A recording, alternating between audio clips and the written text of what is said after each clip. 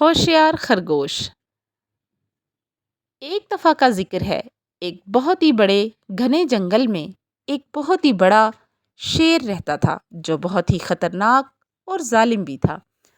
شیر جنگل کے سبھی جانوروں کو بہت ڈراتا دھمکاتا، ان پر ظلم کرتا اور جب چاہتا ان سب کو اپنی غذا بنا کر کھا جاتا۔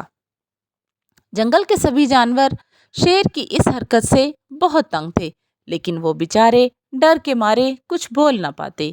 ایک دن جب جنگل کے سبھی جانور مل کر بیٹھے تو ایک بوڑھے جانور نے سب کو ایک مشورہ دیا کہ شیر کا خطرہ تو ہم سب پر ہر وقت منڈلاتا ہی ہے، تو کیوں نہ ہم ایسا کریں کہ اپنی اپنی باری مقرر کر لیں کہ ہر دن ہم میں سے کسی نہ کسی ایک کو شیر کے سامنے اس کی غذا بننا ہی ہے۔ اس طرح سے ہمارے ذہنوں پر سے یہ خطرہ ٹل جائے گا کہ نہ جانے ابھی حملہ کرے اور ہم میں سے کس کو کھا جائے۔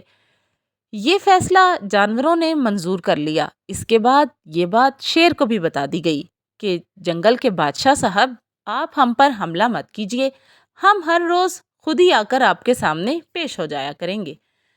تو اب کیا تھا، جنگل کے سبھی جانور اپنی اپنی باری کا انتظار کرتے اور اپنی باری والے دن جنگل کے بادشاہ یعنی شیر کے سامنے پیش ہو جاتے۔ ایک دن ایک چھوٹے سے معصوم سے خرگوش کی باری آ گئی۔ جنگل کے سبھی جانوروں کو اس خرگوش پر بہت ترس آ رہا تھا، کیونکہ وہ کہہ رہے تھے کہ یہ تو بہت ہی چھوٹا ہے، اس بیچارے کو شیر کیسے کھا جائے گا۔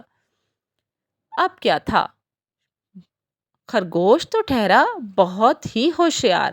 جس دن خرگوش کی باری تھی، خرگوش آہستہ آہستہ اپنے گھر سے نکلا اور سارا راستے کا سفر بہت ہی آہستہ آہستہ چل کر طے کرنے لگا۔ وہ بڑی دیر سے شیر کے پاس پہنچا اور وہاں شیر بہت ہی بے تاب ہو کر اس کا انتظار کر رہا تھا۔ وہ تو بھوک کے مارے پاگل ہو رہا تھا۔ شیر نے غصے سے خرگوش پر دھاڑ کر بولا کہ تم اتنی دیر سے کیوں آئے ہو؟ میں کب سے تمہارا انتظار کر رہا ہوں، مجھے بہت شدید بھوک لگی ہے۔ خرگوش نے کہا، جناب، میں تو اپنے وقت پر آ رہا تھا، لیکن راستے میں مجھے ایک اور شیر مل گیا۔ وہ مجھے کہنے لگا کہ وہ مجھے اپنی غذا بنائے گا کیونکہ وہ جنگل کا بادشاہ ہے۔ میں نے بڑی مشکلوں سے اس سے اپنی جان چھڑائی اور کہا کہ بھائی، ہمارے جنگل کے بادشاہ سلامت تو دوسرے شیر صاحب ہیں جن کے پاس میں جا رہا ہوں، لیکن وہ شیر تو مان ہی نہیں رہا تھا۔ یہ سن کر تو شیر کو غصہ آ گیا اور جھٹ سے بولا، خرگوش، مجھے دکھاؤ وہ شیر کون سا ہے، مجھے جلدی اس جگہ پر لے چلو۔ بس پھر کیا تھا، خرگوش نے تو سب کچھ منصوبہ بندی پہلے سے طے کر رکھی تھی۔